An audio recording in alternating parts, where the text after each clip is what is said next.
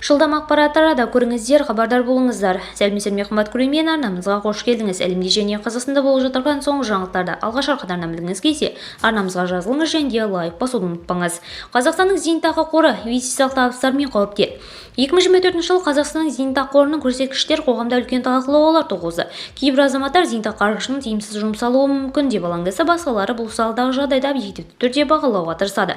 Мәселен, 2022 жылы зейнетақы қоры Азербайжан компаниясына қаржы салу арқылы белгілі бір қиындықтарға тап болды. Ал қазіргі кезде кейбір айларда зейнетақы қорындағы табыс минусқа кетіп жатқандығы туралы пікірлер айтылып жатады. Бірақ бұл мәлімдемелер қаншалықты негізді? Бірыңғай жинақтаушы зейнетақы қорының қаржылық жағдайы шынымен нашарлап кетуі мүмкін бе? Зейнетақы қорының қаржылық жағдайы Қазақстанның бірыңғай жинақтаушы зейнетақы қоры көптеген қаржы және инвестициялық шешімдер жүзеге асырып, қаржы нарығына қатыса отырып өз активтерін басқаруға тырысады. Бұл дегеніміз зейнетақы қорына түсетін қаржы да көбінесе нарықтық жағдайына тәуелді болады. Әрине, әрбір айдың нәтижелері әртүрлі болуы мүмкін. Кейде табысы минусқа кетсе, кейде керісінше мол табыс табуға болады. Ұлттық банк баспасөз қызметі басшысы Асан Қалиахметтің айтуынша, минусқа кеткен айлар болғанымен тұтас жылдағы көрсеткіштер өте жақсы.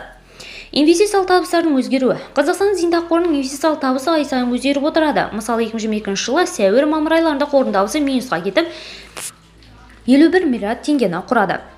2024 жылы рекордтық көрсеткіш. 2024 жылы зейнетақы қорының жалпы инвестициялық табысы 3,3 триллион теңгені құрады. Бұл рекордтық көрсеткіш болып табылады.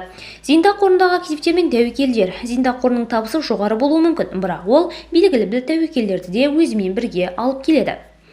Қазақстанның зейнетақы қорының инвестициялық табыстарының өзгеруі нарықтық жағдайлар мен әртүрлі экономикалық факторлардың әсерінен қалыпты құбылыс. Зейнетақы жүйесінің болашағы үшін бұл өте маңызды көрсеткіш. Ал қаржы нарығындағы тұрақсыздықтар мен тәуекелдерді ескере отырып, қордың жұмысын тиімді басқару және мұқият бақылау жалғаса береді. Видеомыз кеңінен таралу үшін лайк басып жақындарыңызға таратуды ұмытпаңыз. Бізді бақылауды жалғастырыңыз.